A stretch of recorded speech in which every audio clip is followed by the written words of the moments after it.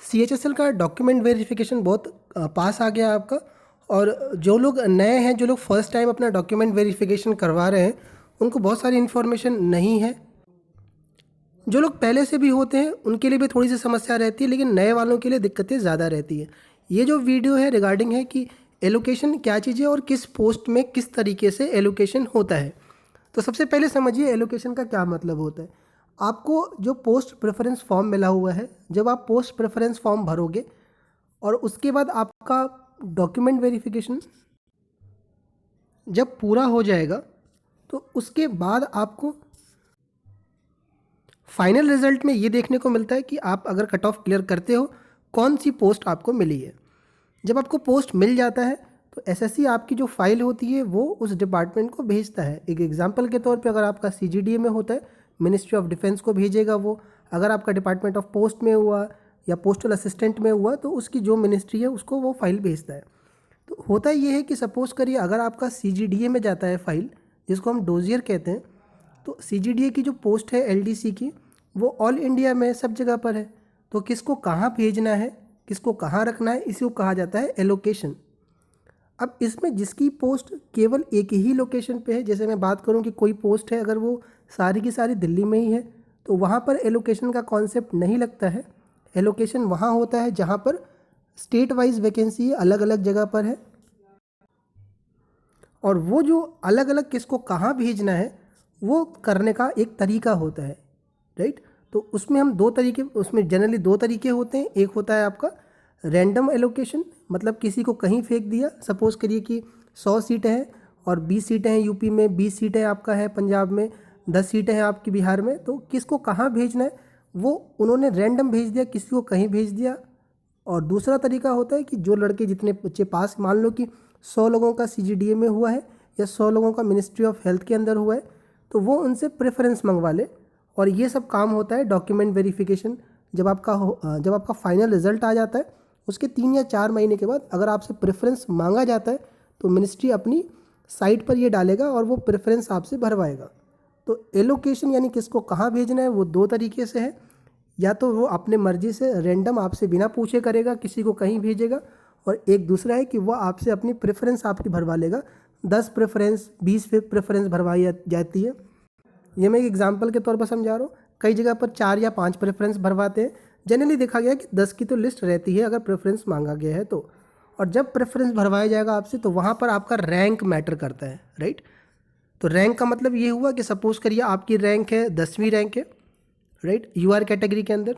और मान लीजिए कि आपकी सीट मान लीजिए दिल्ली के अंदर 3 है, तो चांसेस बहुत ज़्यादा रहते हैं, बिकॉज कोई ज़रूरी नहीं कि आपसे ऊपर 9 लोग जो है वो सब के सब दिल्ली ही लेंगे।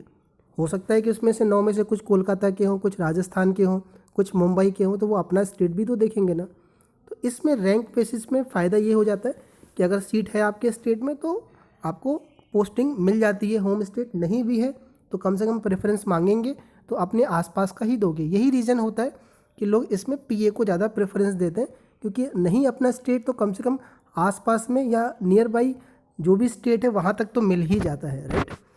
अब हम बात करते हैं किस में कैसे एलोकेशन होता है। ये वीडियो उसके रिगार्डिंग है। सबसे बड़ा डिपार्टमेंट, बड़ा मतलब जिसमें ज़्यादा पोस्ट है, वो है सीजीडीए।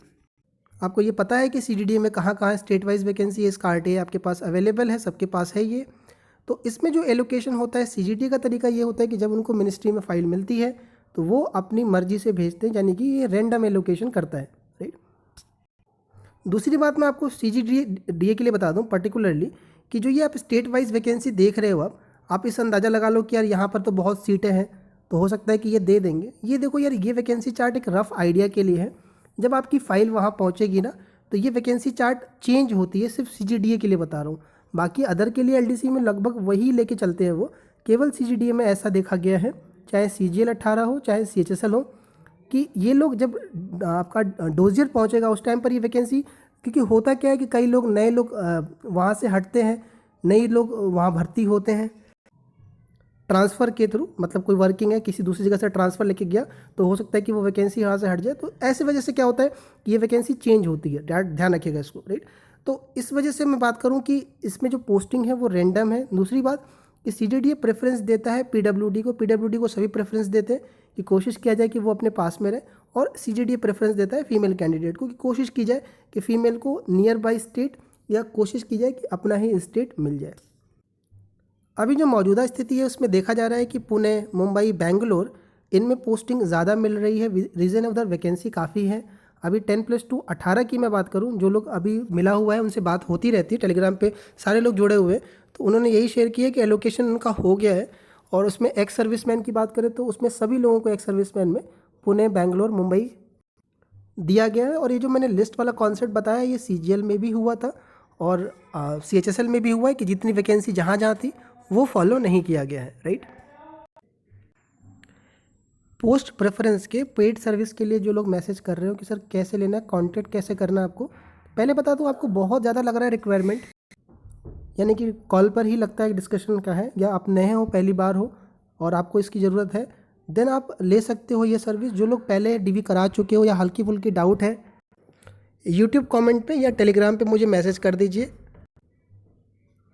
जिनका DV बाद में है, कई लोगों के मैसेज आ रहे हैं 17 को है, 18 को है, उनकी DV से 2 या 3 दिन पहले मैं कोशिश करूँगा अप्लाई कर दूँ, राइट। और बाकी आप यूट्यूब कमेंट में पूछते रहिए, राइट। कॉल पर ही डिस्कशन होता है, इस वजह से टाइम लगता है, मेरे पास टाइम का दिक्कत है, राइट। तो इसलिए मैंने आपको ये कहा। अच्छा, कैसे करना है आपको, टेलीग्राम ग्रुप का लिंक जो है आपका वो डिस्क्रिप्शन बॉक्स में नीचे पड़ा हुआ है। वहाँ से जब आप ज्वाइन करोगे ग्रुप, वहाँ पे चैनल पे जब क्लिक करोगे तो ये मेरा नाम आएगा और यहाँ पर आप मुझे इस पर क्लिक करोगे अपना, तो आप डायरेक्ट मुझे मैसेज कर सकते हो। ये बाकी लोग अपने चैनल पे हैं, बाकी सारे लोग हैं अलग अलग मुझे आई, देखो ये लिंक आ रहा होगा सबके, ये अपने पोस्ट पर हैं सब लोग, सबके नंबर सेव किए हो तो दिख रहा होगा इनका, तो ये सारे लोग हैं बंदे। और बाकी आप चाहो तो ग्रुप में भी लोगों से पूछ सकते हो, डायरेक्ट मैसेज करना है तो यहाँ से कर सकते हो। लेकिन मैं कह रहा हूँ परेशान ना करना, बहुत ज़्यादा कॉल मैसेज भरा हुआ है, सबको हैंडल कर पाना वाकई मुश्किल काम होता है। बात करते हैं अगली पोस्ट की, DGHS की बात करते हैं। Director general of health service जो आपका है मिनिस्ट्री ऑफ हेल्थ के अंदर, जो LDC की पोस्ट थी 2018 की, आपको उससे आइडिया लग जाएगा कि एलोकेशन हुआ किस बेसिस पर है। तो उसमें लोगों का रैंक की बेसिस पर हुआ है, रैंक देख करके एलोकेशन किया गया है, राइट। और सीट ज़्यादा नहीं थी, 6 या 7 ही सीटें थी आपकी 2018 वाले CHSL में। फिर भी लोगों को ऑल इंडिया बेसिस पर पोस्ट मिला था। RTI से रिप्लाई निकाल लिया गया था। सॉरी, मैंने 6 सीटें बोल दी, 6 सीटें नहीं थी जो है यहाँ पर आप देख सकते हो।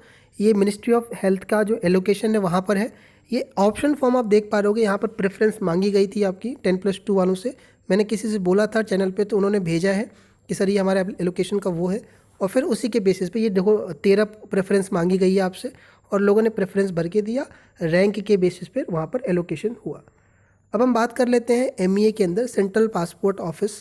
सीटें ज़्यादा नहीं है आपका। अगर हम बात करें 2018 वाले में, तो इसमें जो एलोकेशन हुआ है वो रैंडम हुआ है। देखो, मिनिस्ट्री ऑफ एक्सटर्नल अफेयर्स के अंदर आता है सेंट्रल पासपोर्ट ऑफिस। कन्फ्यूज़न ये बन जाता है कि MEA का ऑफिस दिल्ली में है तो क्या दिल्ली पोस्टिंग है, ऐसा बिल्कुल नहीं है। लोगों का ये कहना है जिनको ये पोस्ट मिली हुई है CHSL 18 से, कि उन्होंने MEA ने बोला है कि हमारा जो एलोकेशन है वो रैंक बेस पर है। लेकिन कई लोगों ने ये क्लेम किया है कि हमें जो पोस्ट मिला है वो रैंडम मिला है, किसी को कहीं फेंक दिया गया है।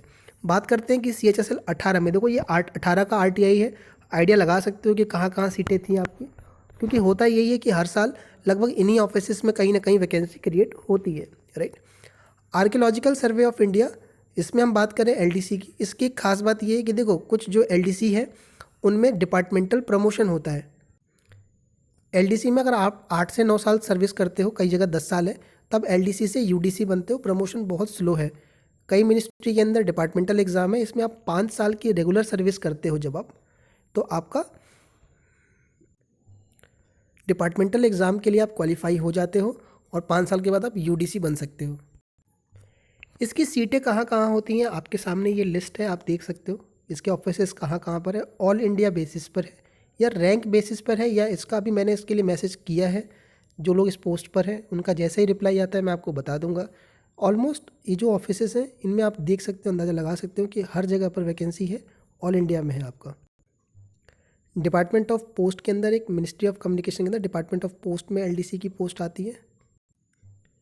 ये भी रैंक के आधार पे करता है, तो रैंक के आधार पे आपने देख लिया, 2 मैंने पोस्ट बता दी आपको। इसमें दूसरी पोस्ट आपकी आई है डिपार्टमेंट ऑफ पोस्ट। ये आपको जब रिज़ल्ट आ जाएगा उसके बाद आपका मिनिस्ट्री आपसे अपनी वेबसाइट पर प्रेफरेंस मांगेगी, आपसे रैंक के बेसिस पे करेगा। सीटें आपकी अगर रैंक बेसिस पर है तो ऑलमोस्ट देखा गया है कि डिपार्टमेंट ऑफ पोस्ट का हर एक स्टेट में देखा गया है कि बटा रहता है आपका। ये CHSL 18 का आपका स्टेट वाइज था, इसमें यूपी में सीटें थी आपकी। आप इससे आइडिया लगा सकते हो, मान के चलो कि डिपार्टमेंट ऑफ पोस्ट की वैकेंसी हर एक स्टेट में रहती है, ठीक है। हम बात कर लेते हैं दिल्ली वाली के लिए, राइट। देखिए दिल्ली वाली जो पोस्ट हैं, जो प्योर दिल्ली मिलती है आपकी, MEA है, बिल्कुल MEA में जो आपकी LDC की पोस्ट है श्योर दिल्ली की रहती है आपकी। आर्म्ड फोर्स हेडक्वार्टर ये टॉप पोस्ट में जाता है। इलेक्शन कमीशन, वाइस प्रेसिडेंट, इनमें एक एक सीट रहती है, इसलिए थोड़ा सा इसमें रिस्क फैक्टर तो बिल्कुल है ही। जो टॉपर्स होंगे, जो फर्स्ट रैंकर होगा वो आपका वाइस प्रेसिडेंट लेके जाएगा। इसके अलावा लोगों का कन्फ्यूज़न होता है IB के अंदर, राइट। उसके अलावा पार्लियामेंट्री अफेयर्स, इनके अंदर देखिए IB के अंदर मैक्सिमम पोस्ट देखा गया, ज़्यादातर पोस्टें दिल्ली के अंदर देखा गया है LDC के, लेकिन IB के रीजनल ऑफिसेस भी हैं, इसको दिमाग में रखिएगा, और वहाँ पर भी LDC की पोस्टिंग होती है, ठीक है। तो उनके लिए भी तैयार रहिएगा। रीजनल ऑफिसेस इनके ज़्यादातर YCT या XCT के अंदर ही हैं, जिनमें एक एक दो दो सीटें रहती हैं, उनमें ज़्यादा दिमाग लगाने की ज़रूरत नहीं है। जिनमें बल्क में वैकेंसी है, कोशिश करी गई है, सबको मैसेज भेज दिया गया है जो लोग डिपार्टमेंट में काम कर रहे हैं। DV 10 तारीख से कोशिश हो रही है कि जितनी जल्दी अपडेट आ जाएगा आप तक वो चीज़ शेयर करी जाए। पोस्ट भर रहे हो, मैं आपको हमेशा कहा हूँ कि नंबर आपके हैं, मेहनत आपने करी है, नौकरी आपको करनी है, पोस्ट आपको लेनी है। थोड़ा सा ध्यान से आप करेंगे तो हो जाएगा, कोई बड़ी घबराने वाली बात नहीं है। डॉक्यूमेंट से रिलेटेड क्या क्या दिक्कतें हैं, जितने भी क्वेरी है वो सारी वीडियो मैंने अपलोड करी है, नीचे प्लेलिस्ट बना हुआ है, वहाँ देख लीजिए।